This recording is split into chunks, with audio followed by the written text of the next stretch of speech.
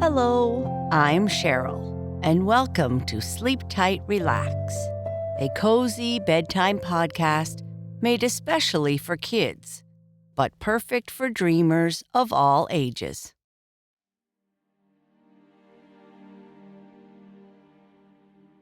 Tonight's story follows Fern, a big cuddly dog, and Crunch, a clever tabby cat, as they search for a forever home after their family moves away.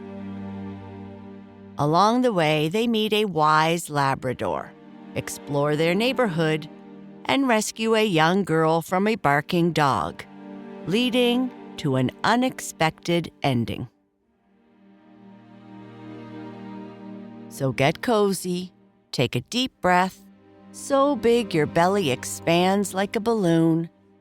Close your eyes and get ready for our story.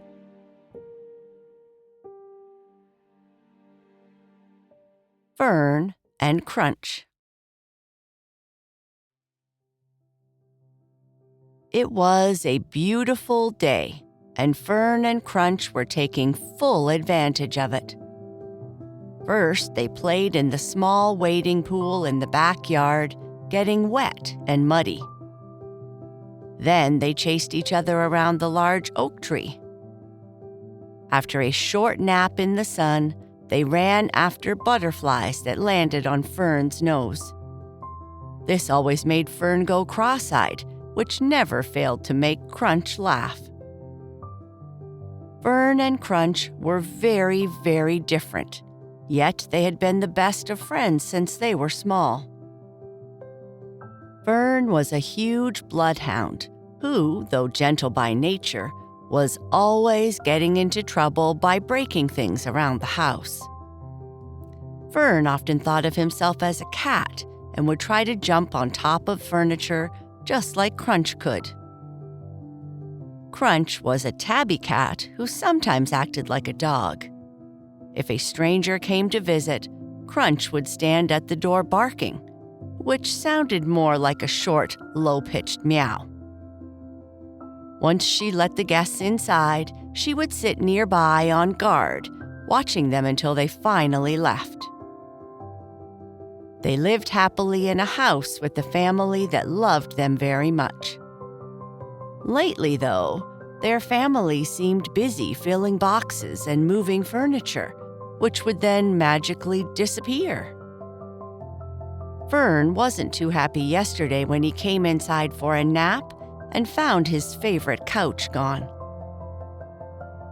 Crunch wasn't as bothered. She always slept on top of Fern, but the constant commotion made her anxious, and her fur stood on end from time to time. After saying goodbye to the butterflies, Fern and Crunch decided to go inside to see if there were any snacks to eat. Their family always had snacks, and sometimes, if they were lucky, they even got watermelon, their favorite hot weather treat. Dogs and cats are very perceptive, and as soon as they walked in the door, they knew something was wrong. Their family was crying, and a strange man was in the room.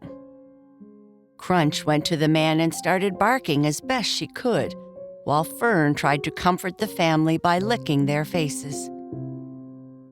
"Fern, I'm so sorry," Zoe, his owner, said through her sobs. "We never thought we'd have to leave this place, but we have a great job opportunity far, far away. I'm afraid we can't take you and Crunch with us. This man is a friend, and he's promised to look after you until he can find you a more permanent home. I'm going to miss you so much." Fern and Crunch didn't really understand much human language, but Fern did understand that his owner was sad, and as she hugged him, he licked her face until the man, now carrying Crunch in his arm, came over with his leash and took them to his car. Fern and Crunch sat in the back seat, watching their family wave as the car drove away. They both felt very sad. When they arrived at the man's house, after taking them inside, he said, "I'm afraid, Fern and Crunch, that you living with me is only temporary.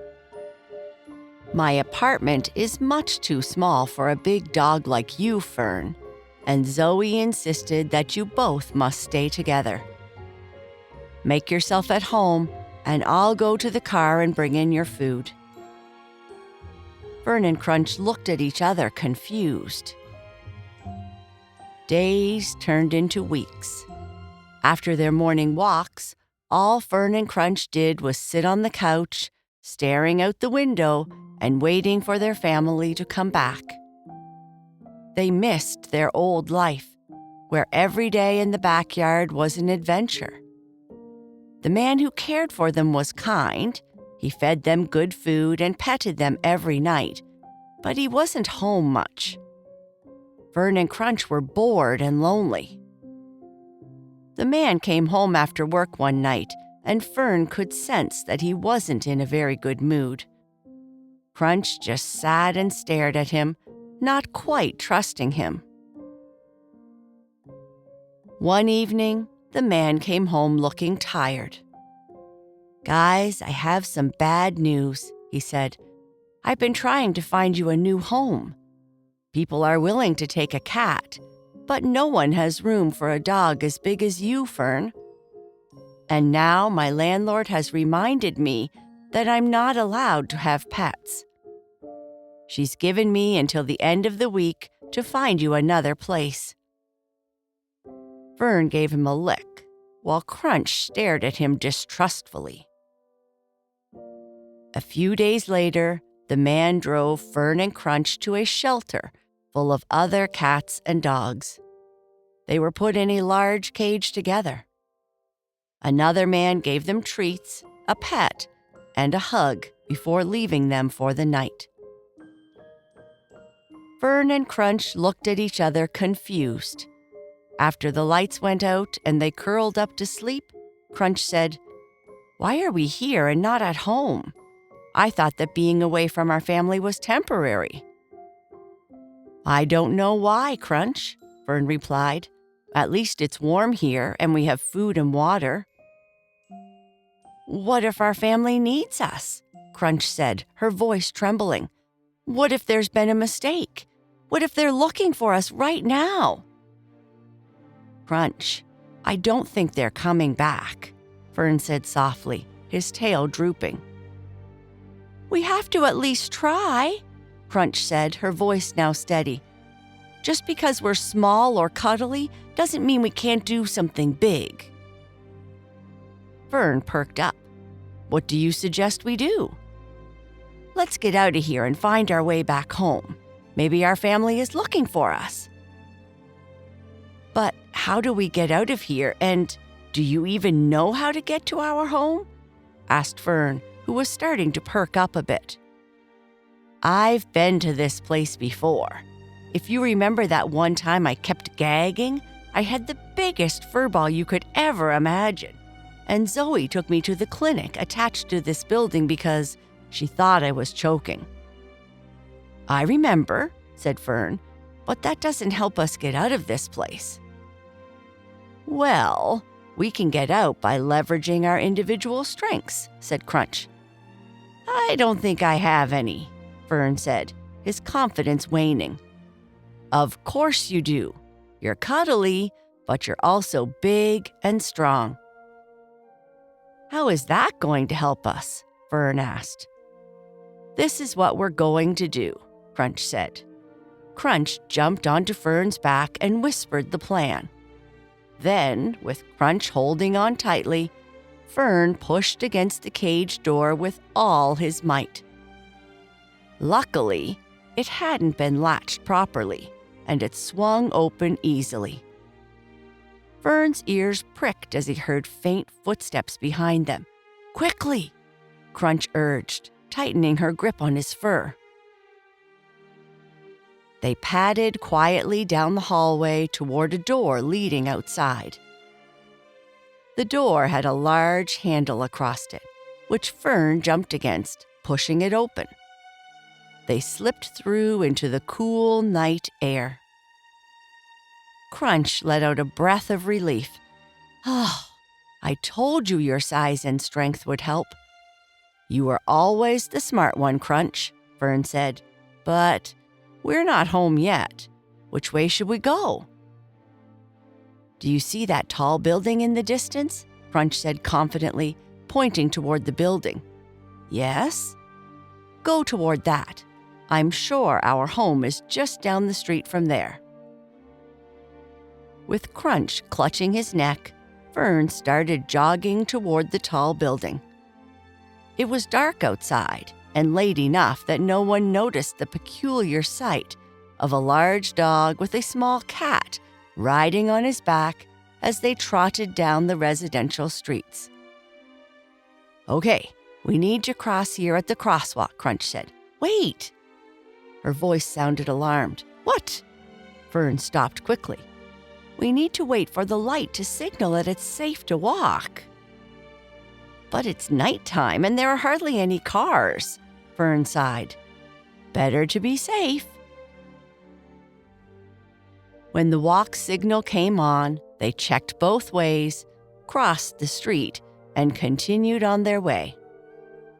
They passed nighttime joggers, people taking their garbage to the curb, and dogs walking their humans.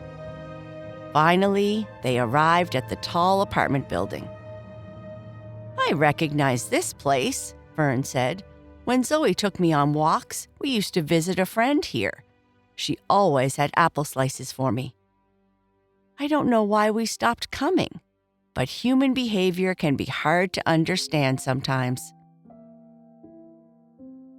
"If I'm correct, our home is just a short way down this street," Crunch said, pointing with her paw.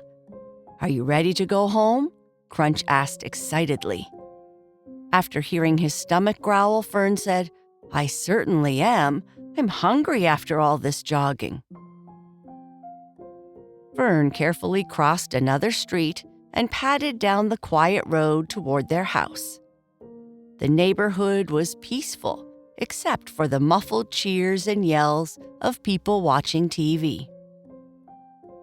Fern and Crunch liked how serene it was, except for the noisy birds, who always announced sunrise a little too enthusiastically. When they arrived at their house, it was completely dark. "Why is it so dark?" Fern asked, worried. "I don't know.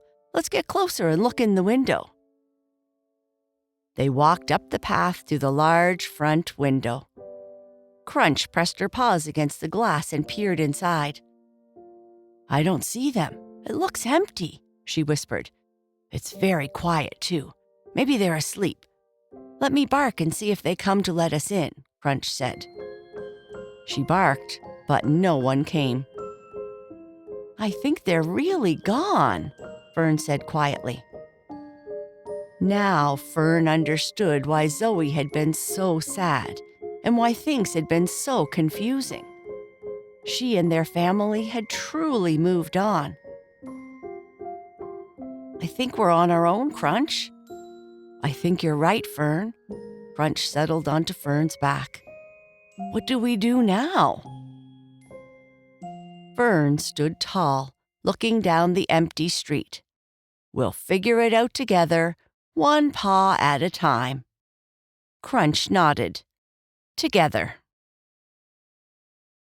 As they walked away from the house that had once been their home, the faint sound of birds beginning to chirp signaled the first light of dawn. Their journey was just beginning. But before taking their first step into the unknown, Fern and Crunch found themselves hesitating.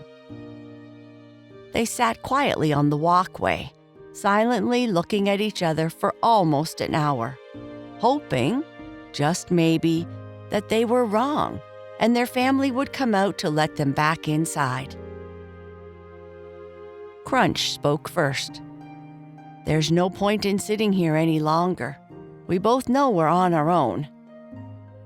You're right, Crunch, Fern said sadly. They've truly left. I guess we should go back to the shelter and hope for the best.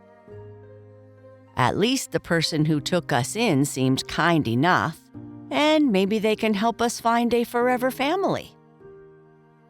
I have another idea, Crunch replied, with a thoughtful look that always indicated she was planning something.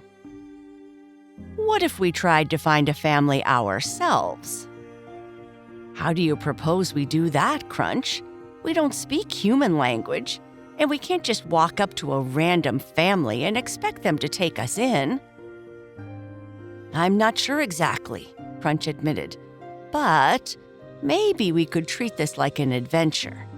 We haven't seen much of the city outside our neighborhood. Humans are wonderful, except when they don't share watermelon, so I'm sure someone will see us and help. If they don't, and we fail, we'll learn from the experience and keep trying until we succeed. At least, that's what I always heard Zoe saying when she was teaching you to do your business outside in the backyard. I don't think I remember her saying that, Fern replied. I just remember her giving me treats every time we went outside. I'd really like to try finding a family on our own, Crunch continued. And in the process, we could see a little of the world. If we're unsuccessful, we can go back to the shelter. What's the worst that could happen? No more watermelon? Fern replied, always concerned about treats. Good point.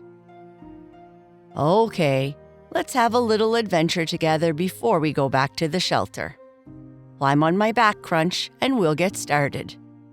But before we wander too far, it wouldn't hurt to ask for some help first. What are you suggesting? Let's go to the local dog park. In the morning when the dogs come, we can ask their advice.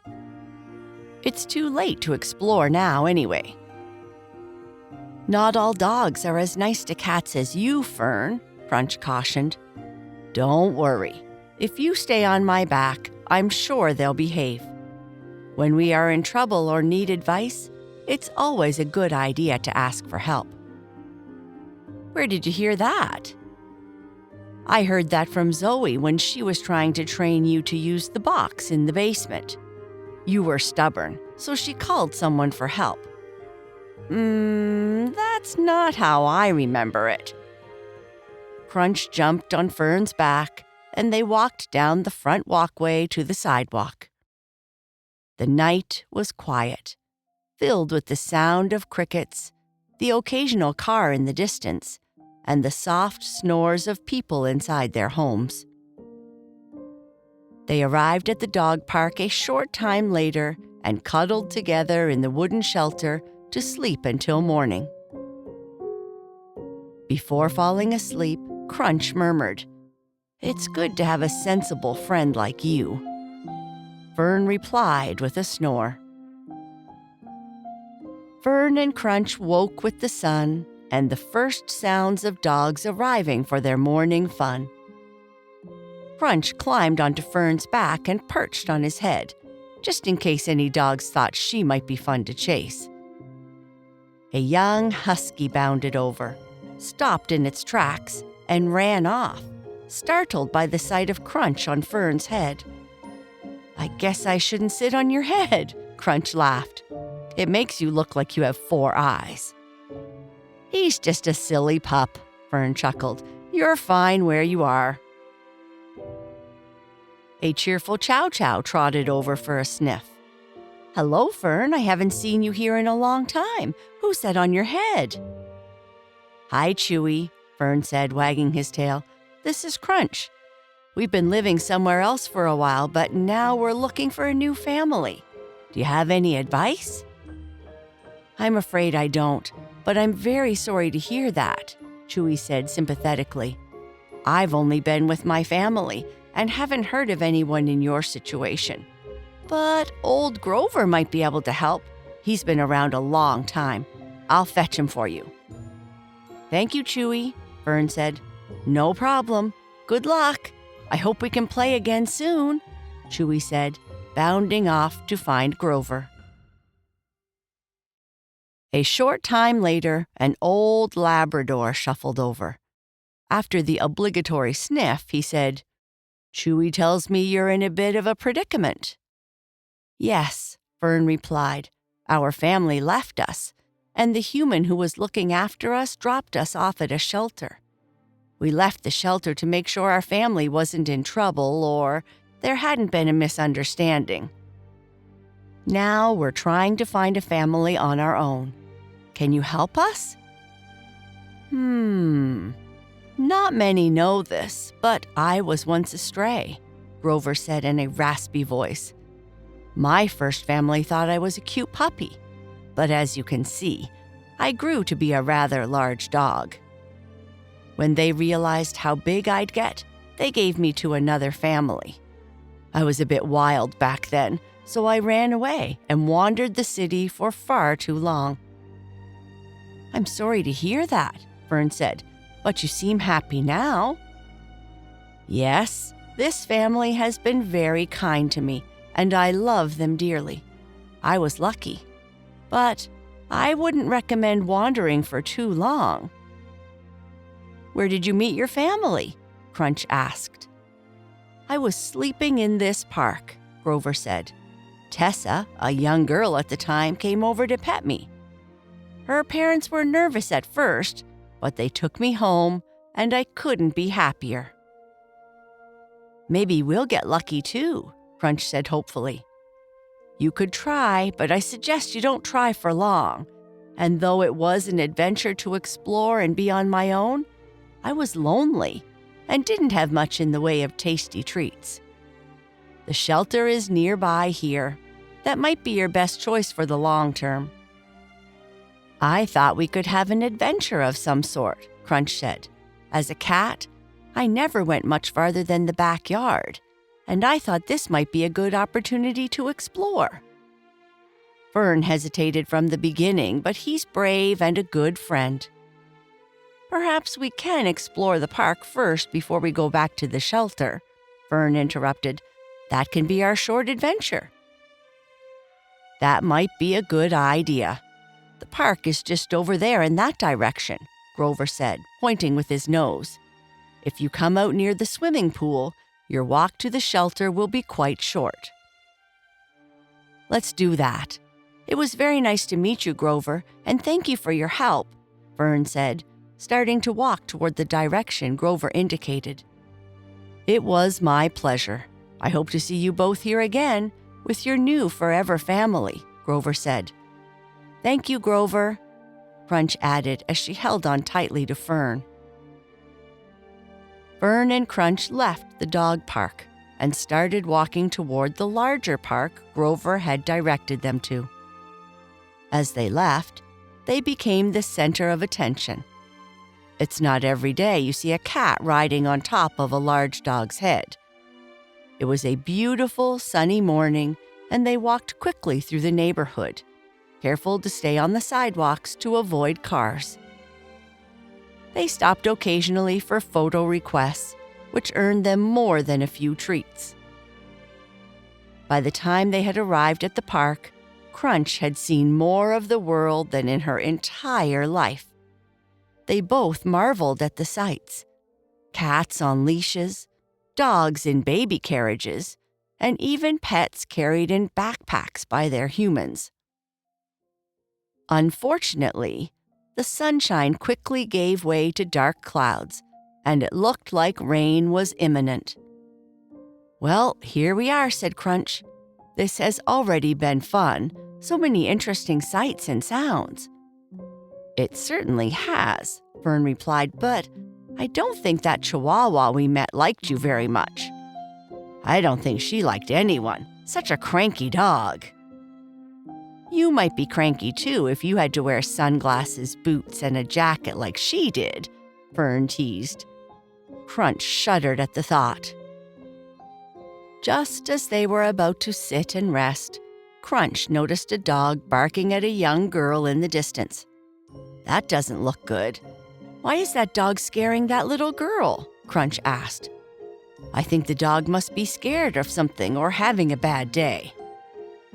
"Let's go help," Fern replied. "Yes, quickly." Fern ran over with Crunch perched on his head and stopped between the barking dog and the little girl. Crunch let out her best low growl, warning the other dog not to come closer. The dog was so startled by the sight of Fern and Crunch that it quickly ran off to find its owner. "Oh, thank you," said the little girl. "I was a bit scared of that cranky dog and you saved me." Fern rubbed up against her like a cat, and Crunch let out a soft meow. "You're both so cute," the little girl said, petting Crunch's head and scratching Fern's ears. "Are you purring, doggy?" the little girl laughed. "Isabel, are you okay?" her mother called as she ran over to where Isabel was petting Fern and Crunch. "I'm okay, Mummy. These two came over and saved me from that cranky dog. They're so cuddly and funny. Listen, when I scratch this big dog's ears, he purrs just like a cat." "Haha, that is funny. But perhaps you should let them go back to their owners. They might be looking for them," her mother said. "I don't think they have owners, Mummy," Isabel said. "They have nice collars with their names on them, but they seem to be on their own." "They certainly look well cared for," her mother said, crouching down to get a closer look. "Maybe they're just lost." As she said that, the first raindrops began to fall. "It's time to go, Isabel. We don't want to get too wet in the rain." "But, Mommy, we can't leave Fern and Crunch all by themselves out in the rain. Can we take them with us, at least until we find their owners?" "I don't know, Isabel," her mother said, sensing where this conversation was headed. "You wouldn't leave me out in the rain, would you?" Isabel said, pouting. Her mother glanced around the park. It was nearly empty now, with no sign of anyone who might be looking for a dog and a cat. "I should know better, but okay. Let's hurry to the car and take your new friends with us." "Won't Daddy be surprised when he gets home?" Isabel said happily. "He certainly will," her mother replied with a small smile. As they drove home, Isabel asked, "They can sleep in my bed tonight, right, Mommy? I promised to go to sleep super fast." Let's see about giving them a bath first," her mother replied. Fern and Crunch had found their forever family.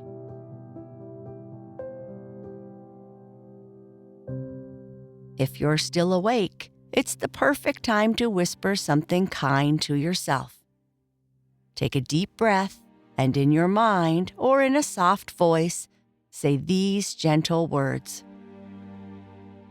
"I am brave, just like Fern, and I can face new challenges with courage." "I am clever, just like Crunch, and I can always find creative solutions."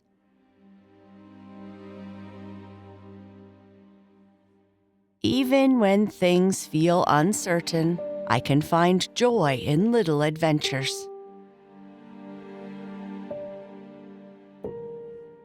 "I can be a hero in someone's day just by being kind and caring." Tomorrow is another adventure, and I am ready to face it with a happy heart.